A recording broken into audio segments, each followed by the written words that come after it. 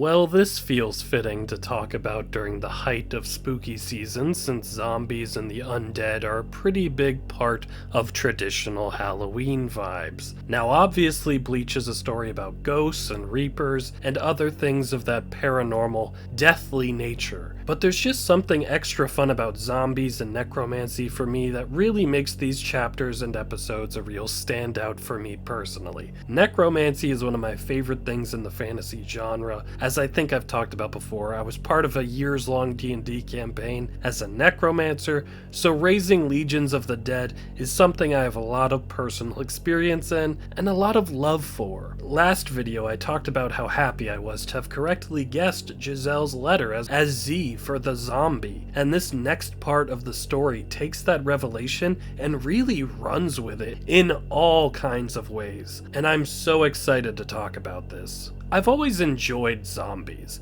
There's something so classic about corpses rising from the grave and becoming a plague on the land. It's both a very trope-heavy, yet also a very versatile genre of horror, too. There's a lot you can do with zombies. Are they just shambling around slowly, or are they scurrying around in waves of cadavers piling on top of each other? Are they simply reanimated husks, or is there a lingering intelligence inside? Do you have to do a double tap to the brain, or do you have to stake them in their graves or set them on fire? I watched like 8 seasons of The Walking Dead before I fell off back in the day, and I used to play Left 4 Dead 2 and the original Dead Rising all the time. Also, Paranorman is a masterpiece and one of my favorite animated films ever, so I've always appreciated some zombie fun in one way or another, you know? And that's what we got here, thanks to a couple characters trying to outdo each other as necromancers. Let's start with the one that launches this Night of the Living Dead vibe. Giselle Jewel. Gigi to her friends, if she actually has any. What can I say about Giselle? What an extremely disturbing but also incredibly entertaining antagonist to be up against here, as she really gets the focus for the first time. Before I thought of her as just the dark-haired one with the little hat, and now I think of her the same way Mayuri does, the zombie girl, and she truly is that. Now, I do want to quickly address something that apparently can be a controversial topic among the fandom from what I've heard, but here's my simple perspective. I will be referring to her just like her friends do, and even Mayuri does. Simple as that. Now, back onto the actual story. Frankly, I think solely personality-wise, Gigi's one of the most unsettling of the Sternritters that we've seen. Like, even among very disturbing people like Asnot and BG9. Her treatment of Bambi here is really awful after we see that she turned Bambietta into a zombie after Bambi lost to Komamora, which confirms that that scene back then was just as creepy as I thought it was. There was definitely a very terrifying undertone, and sure enough, that was true. But yeah, she's not nice to her new zombie. She doesn't show a lot of respect to the dead, even if it's one of her best friends. Like, yes, Bambi was a pretty terrible, violent person in life, but does that mean that she should be like abused and manipulated and have her corpse desecrated in death?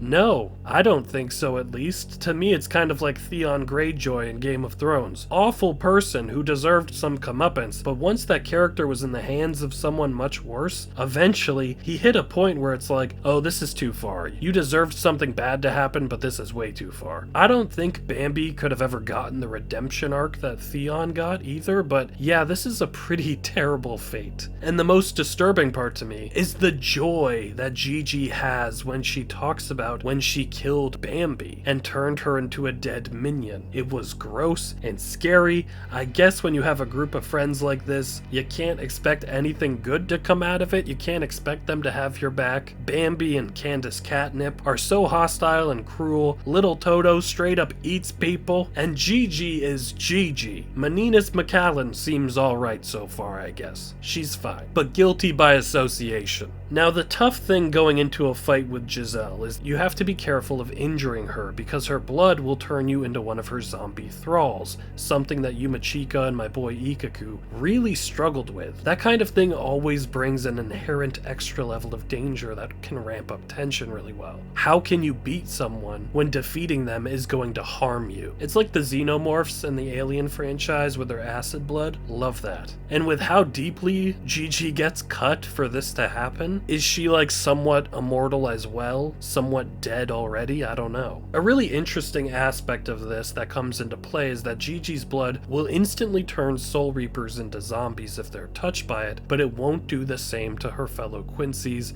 if they're alive. She can turn a dead Quincy into a zombie, but like in Bambi's case, she had to murder Bambi first before she could turn her. There seems to be kind of built-in protections in some cases between Quincy powers, doesn't there? Like Gigi's blood won't accidentally turn a fellow Quincy if they're next to her in a battle. And remember, Keelgay's cage specifically couldn't trap a fellow Quincy. I just think it's interesting that in some respects, they are kind of protected from friendly fire in a way. Not that that helped Bambi in the long run, unfortunately. I think that's just an interesting thing. I don't think that's technically true because a lot of them were freaking out when it seemed like Gremmy's power was about to like destroy everyone, so I think they can hurt each other. Like any good necromancer, and like I used to do when I played as one, Gigi has been taking advantage of the battlefield and collecting enemy bodies throughout the whole fight to add to her own forces. This is always one of the scariest parts when you're going up against necromancy. Every ally that you lose is essentially another recruit for the enemy. You don't just lose a number, now it's an additional number against you. One of my favorite portrayals of this was in Game of Thrones, when the Night King wipes out this whole village, and at the start of the sequence, you see that this village is thriving with life and activity and people, but by the end of the scene, you see the same shot of the village with that same kind of crowd, but now they're all dead silent, and they're working for the enemy as undead soldiers. And here, it's just as disheartening for the living. I love stuff like this so much. We see that Gigi also recruited Kensei and Rose and even Rangiku to her ranks, so I guess Rose and Kensei really did get killed off panel by Gremmy while they were wounded. That's crazy, and I don't really know how to feel about it. Those are two characters that I would have loved to have seen more from, and it's sad that the already underused Vizards are losing people from their group. That being said, I appreciate that the war continues to actually have casualties, and we did need some cadavers if we're going to have meaningful reanimated enemies. So at least we're avoiding the mistake that Game of Thrones eventually made, where they killed so many characters throughout the series, like famously, but then had the necromancer big bad villain not really reanimate that many significant named dead characters we were familiar with, which was a real waste, I thought, because you didn't really have any emotional reaction to seeing the dead come back to life, besides being like scared and trying to survive. Because part of the horror of things like this can be seeing someone you know have their body and their memory defiled right in front of you as they turn on you. That was part of what made something like Blackest Night from DC Comics work so well. And even with some of its obvious narrative missteps, this was one of the things that I thought worked about the Edo Tensei and Naruto as well. This right here is a much smaller scale thing than any of those Living Dead conflicts though, but it turns out Gigi isn't the only one with zombies. It turns out Mayuri also likes to play with dead things, because of course he does. He's Mayuri. Remember when Mayuri found Xyloporo's lab, and it seemed like there were bodies inside? Yeah, Kubo's paying that little bit of setup off in a huge way with these chapters. It turns out Mayuri has brought back 4 Arancars from death as his own brand of reanimated minions. We've got my guy Dordoni, who I was so excited to see again. We've got the beautiful icon Charlotte and all of the joy that he brings. And we've got that one girl that Uryu fought that one time. She's fine, I guess, but okay, sure, she can come too. Then we've got...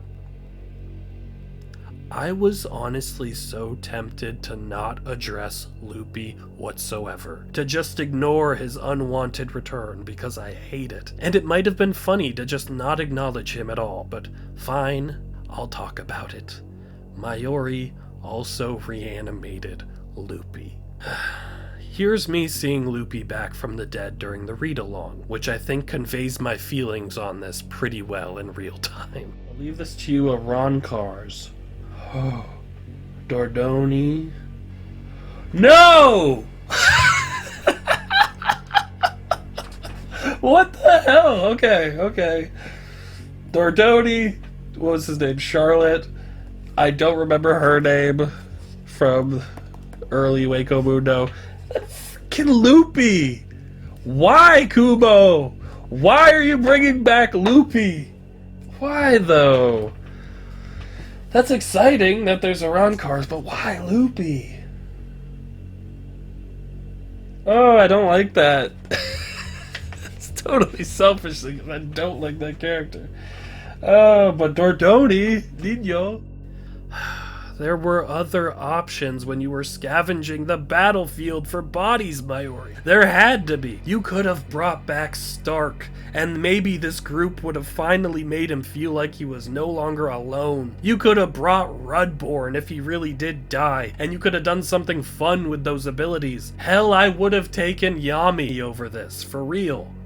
But Loopy.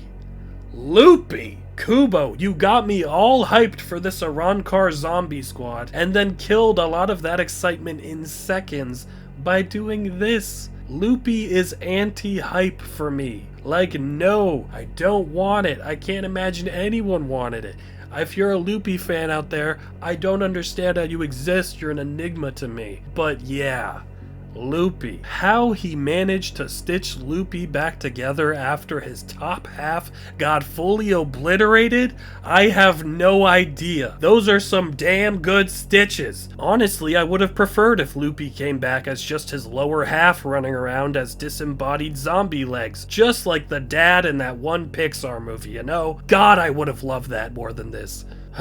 Even though I'm saying that about Loopy in particular, I do like that Mayuri's zombies, unlike Giselle's, retain their personalities. It feels like a real testament to his intelligence that he's come very close to just like straight up resurrecting these people. They're not mindless thralls. They're back, at least on a surface level. I don't know how alive they truly are as far as their internal stuff going on. I don't know if they breathe or they eat or they poop. I don't know.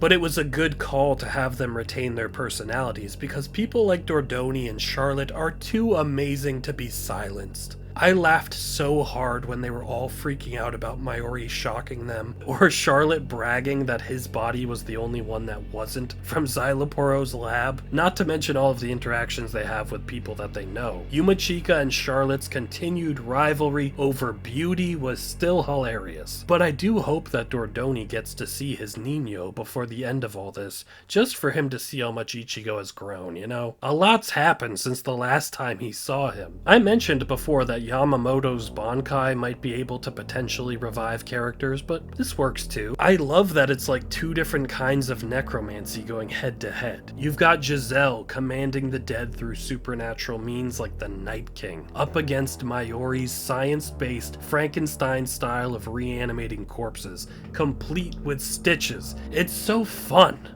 And we see that Gigi has a trump card with her, having turned Captain Hitsugaya into a zombie. The last time we saw him, he'd just gotten his Bankai back and then collapsed, but here he is, now unwillingly fighting for the opposing side. I don't think he died for real like that, but then again, I didn't really process that Rangiku might have actually been killed by Sangdu. I'm hopeful that they were both just injured but still breathing when Gigi turned them, because I can't imagine Hitsugaya fully died so unceremoniously off panel. I just don't see that. This is a guy that's gotten so much page time and screen time. Hell, he pretty much got his own movie. I don't think he goes down like this for good. I just can't see that happening. If anyone has a chance of actually being revived or having this be reversed, it's him. As for the others, Rangiku hopefully could still be alive when she got turned, but after what Gremmy said, I do think that unfortunately Rose and Kensei are actually dead,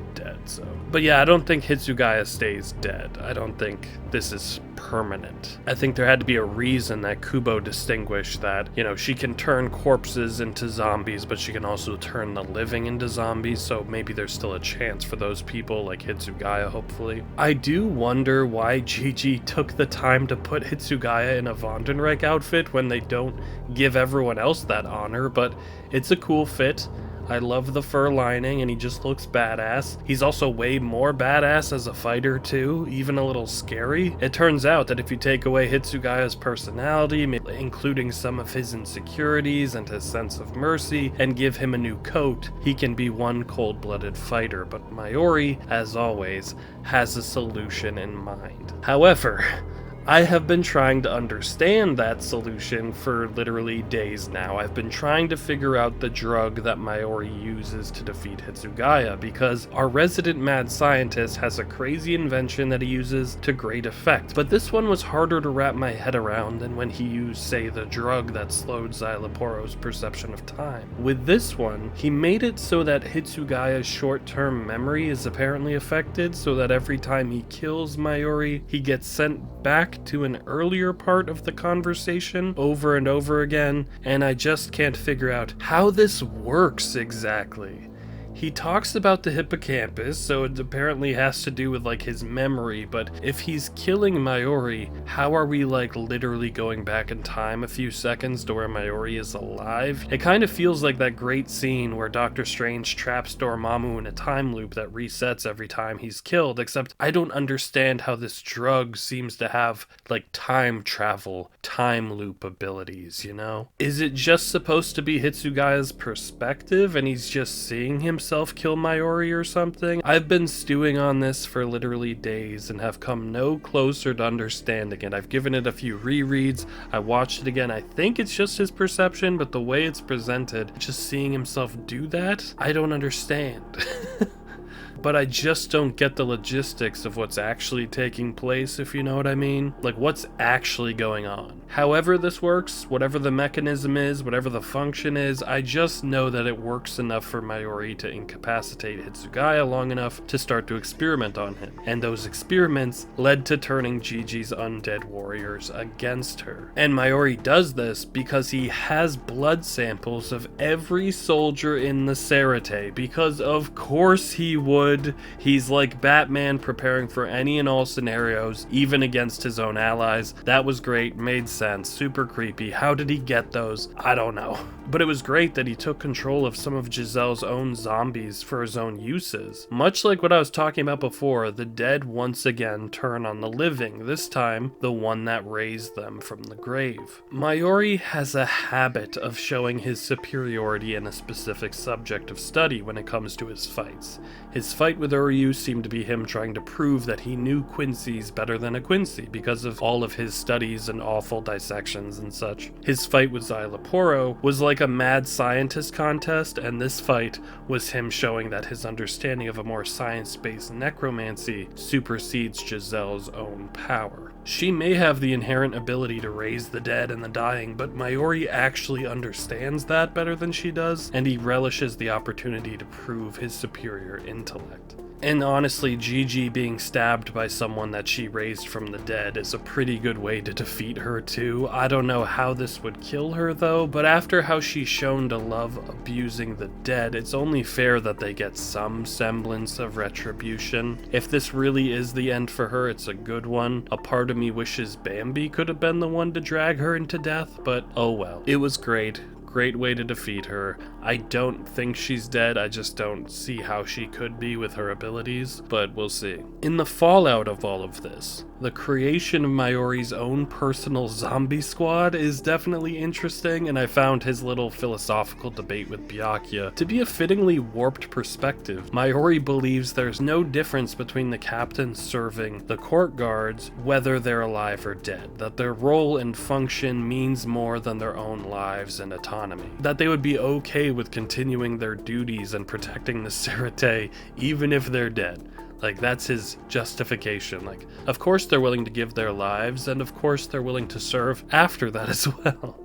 It was just great stuff and made so much sense in how Mayuri views things. He doesn't care about morality or feelings if there's a benefit to what his science can do. That's how he's always been, and what makes him such a great mad scientist. Even with him nearly completely reviving the Iran cars, I don't want this tech being exploited too much in the story. I definitely don't want Mayuri to use this knowledge to bring back all the losses we've sustained, you know? Bringing back some Iran cars for a fight is fine, but if we reverse the deaths that we've had this arc, that would be frustrating and would take a lot of the gravitas out of this war, honestly. Let Yamamoto, for instance, rest in peace. Doubt there's enough of him to even bring back, but then again, I would have thought that about Loopy, and there he is. Like I was talking about before, there are potentially ones that were still alive when turned into zombies, so I could see bringing like Hitsugaya back, but I just don't want everyone to be totally fine and alive at the end of the war, you know? There has to be some casualties, there has to be some losses, and if this is how we can continue to have them, you know, be in the story in this warped, dark, macabre way, then I think that's an interesting way to keep them around, even if they're, you know, not fully there anymore. But I really loved this battle, not only because of the necromancy, even though that was a big part of my personal enjoyment, but because it gave Mayuri another opportunity to be a hero.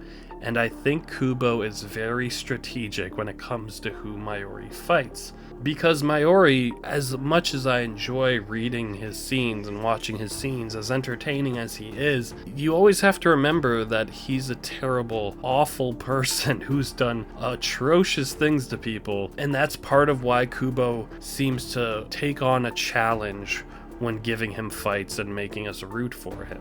Leaving out the Uryu fight, back when Mayuri was a straight-up antagonist, he's usually pitted up against some of the most disturbing characters in the series. Because if we're gonna be rooting for him, he absolutely needs to be facing someone as bad or even worse than him. Xyloporo was in some ways very close to the warped sensibilities that we know Mayuri for, but he was designed to be inferior in a lot of ways, a lesser genius. But there was a more blatant, disgusting overtone of being this invasive violator, along with all his mad scientist stuff. Whether it was eating his own subordinates or planting himself inside Nemu, he was disgusting, and made Mayuri look a little better in some ways, which is the point. Mayuri looks much more heroic when up against someone that you want to see him outsmart and crush, and that's also exactly what Giselle is used for too. Gigi's desecration of the dead, her abuse of her abilities, and the sick glee she takes in all of it, makes Mayuri look better even when they're both forcing undead people into servitude. They're both awful, and they're doing awful things, and yet I didn't feel the same level of disgust for him here, even though they're not that far apart really. But none of this makes Mayuri a good person, don't get me wrong. He's not a hero or anything like that by any means, which is why I think Kubo's handling of him is so smart. He puts him into positions like this where he's fighting monsters like himself, where the audience is forced to acknowledge that we may need a monster in order to beat other monsters. Just look at how Kubo has positioned Mayuri in the Thousand Year Blood War alone. We would have been totally screwed without Mayuri so many times, and he keeps coming in clutch. And this was just another example of why he's so great, up against one of the most disturbing villains in the series.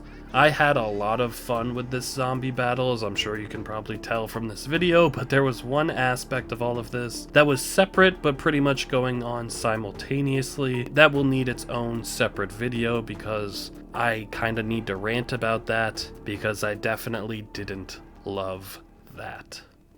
Thank you so much for watching, guys. As always, please comment, like, subscribe. If you want to see more, I do have hours and hours of content on Patreon where you can see my raw manga read-along, as well as my anime episode reactions to the Thousand Year Blood War, and also read-alongs for other series like Hunter x Hunter and Tokyo Ghoul. So lots of stuff over there if you want to support the channel even more. Greatly appreciate it. And yeah, I'll see you guys soon.